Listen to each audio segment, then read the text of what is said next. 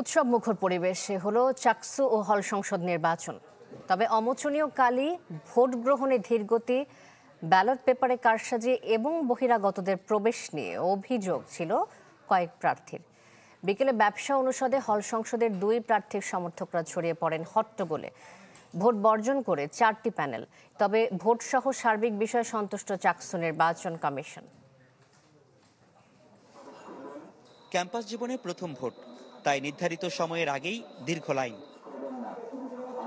চাকসু ভোটে দুপুর পর্যন্ত প্রায় সব কেন্দ্রেই ছিল এমন চিত্র। পছন্দের প্রার্থীকে ভোট দিতে দীর্ঘ সময় অপেক্ষায় ছিলেন ভোটাররা। উৎসব মুখর ছিল পুরো ক্যাম্পাস।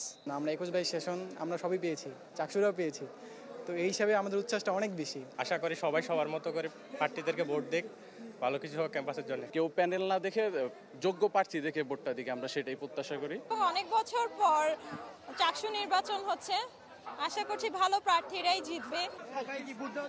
বিকালে ব্যবসা অনুষদে হল সংসদের 2 প্রার্থীর সমর্থকদের মধ্যে হট্টগোল ছাড়া দিনভরই ভোটের পরিবেশ ছিল শান্তিপূর্ণ।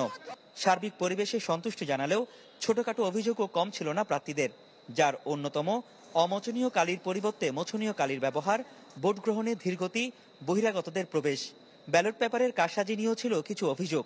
তাদের যে কালি সেটা মুছে যাচ্ছে এবং একটা শঙ্কা তৈরি হচ্ছে যে আমাদের শিক্ষার্থীরা যে ভোট দিচ্ছে উপযুক্ত প্রার্থীকে দিতে পারছে কিনা, এবং একাধিক কিন্তু এখানে জাল ভোট পড়ার কিন্তু সম্ভাবনা তৈরি হয়েছে। কোনো পক্ষপাতিত্ব করুক, এই ধরনের কোনো পরিবেশ তৈরি হোক, এটা আমরা কোনোভাবেই চাই না এবং কোনোভাবে মেনেও নিব না।